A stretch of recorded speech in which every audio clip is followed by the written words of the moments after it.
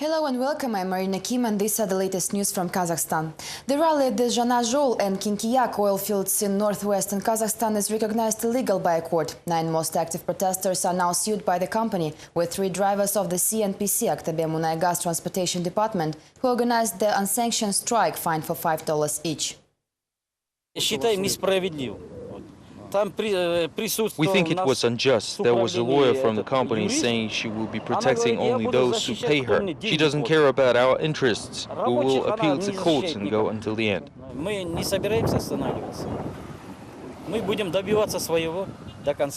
Karlybay Talybayev, the leader of the Independent Oil Workers Labor Union Nazarlik, has also received a request for summons. He claims that a complaint about the employees was filed by the head of the Transportation Department, Zhumabek Utigenov. The administrative court hearing lasted for 2 hours. People called it a demonstrative punishment. The strike in Zhanazhol started on June 16th, when more than 300 discontent workers of the CNPC Corporation left their workplaces. On the next day, 500 more employees from the neighboring minefield joined the protest action, demanding to dismiss top managers and raise salaries. The CNPC leadership agreed to fulfill the protesters' demands, but on the very next day it filed a lawsuit against the strikers to find the rally illegal. Kazakh NDG Public Foundation proposes to grant Nursultan Nazarbayev the status of a Khan and raise him a statue out of technical gold. The approximate cost of the monument is about $340,000. The initiator of the project is sure there are people who are ready to cover the expenses. The Kazakh NDG Foundation proposed to raise a monument to Nazarbayev 2 years ago. Back then it was declined by the local authorities, who said the initiative looked like the personality cult. For the president's upcoming birthday, the foundation has reanimated the idea. The sculpture should be placed at the Ardabasi Square, replacing a replica airplane erected in honor of the World War II pilots. The plane has been moved away already and laid the foundation beat instead.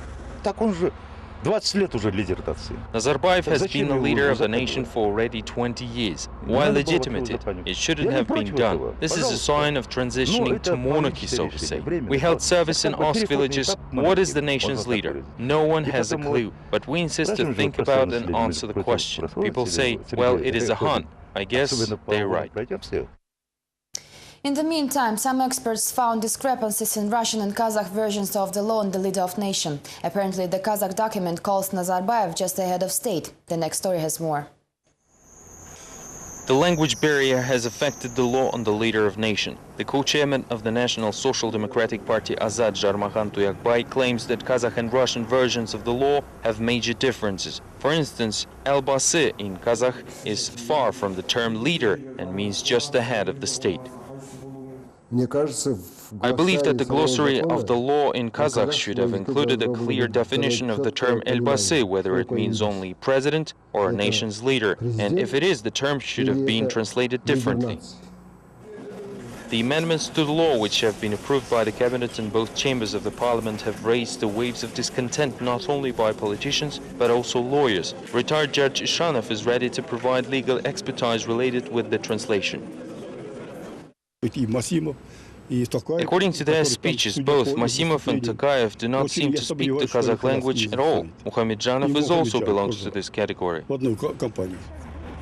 There are also complaints about the term nation itself. Journalist Sergei Duvanov, who protested against the law on the main square of Almaty on Wednesday, says that the term doesn't correspond to its internationally recognized definition. Kazakh passports still feature the nationality section, so journalist claims that this is a linguistics with a political context. All over the world, the nationality means all the people living on the territory of a given country. In other words, it is citizens who make up the nationality, but not ethnos, as ethnicities belong to Soviet practice. This is where the problems occur, including a political context. Political experts say there's no civil consolidation in Kazakhstan. Citizens feel comfortable when they know they belong to certain ethnic groups. Until the society will not grow into one nation, Kazakh citizens will feel uncomfortable, and a head of state may have to compete with the leader of the nation. The word on the street has something to do with the president. This was indeed so on Friday morning in Abizi Almaty district, where police officers had to indulge in some unorthodox behavior. Apparently, they didn't like some writing on the pavement that promptly featured the name of the nation's leader. Residents of Almaty city witnessed a very unusual scene on Friday morning when police officers were painting something on the pavement right in the middle of a busy central street, creating a traffic jam. The police were rushing to cover some 5 words drawn on the ground. Not only law enforcement officers refused to tell reporters what these words were, they even attempted to flee the scene afterwards. Tell us who made the sign there.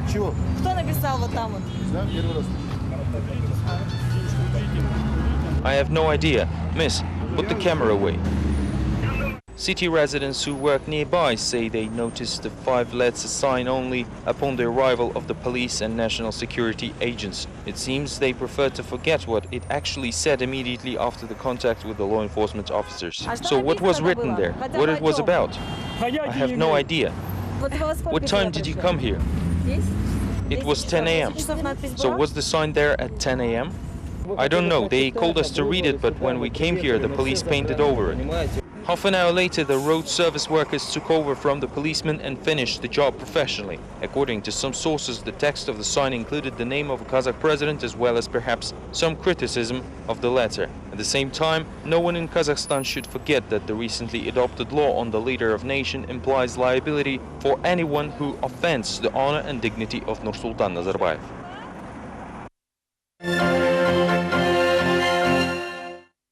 The Moscow City Court has recommenced a trial on the extradition of Veronika Yefimova to Kazakhstan. The authorities are interested in Yefimova as she is an important witness on the controversial case of the forced nationalization of the BTA Bank.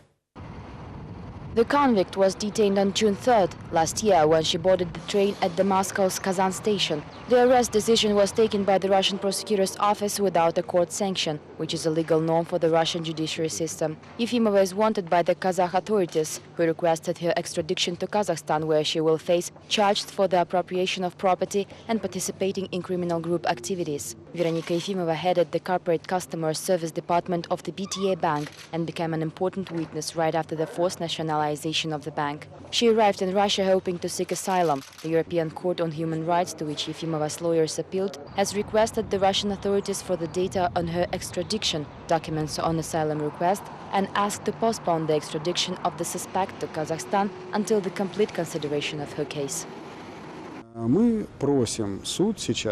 Now we ask the court to reverse Zvyagintsev's decision on the extradition of Yefimova and allow her to remain in Russia, protected by Russian law enforcement agencies, with which she cooperates on a number of criminal cases as a witness. Yefimova asked the court not to extradite her to Kazakhstan, as she believes that torture and inhuman treatment can be applied against her there, and not fair trials are possible.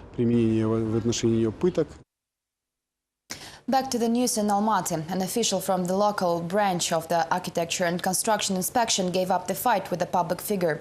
Askar Totobayev told reporters that he had no idea about the lawsuit initiated by Yesenbek Uktishbayev, the leader of the Housing for People movement. The official, however, is ready to enter negotiations and settle the matter peacefully.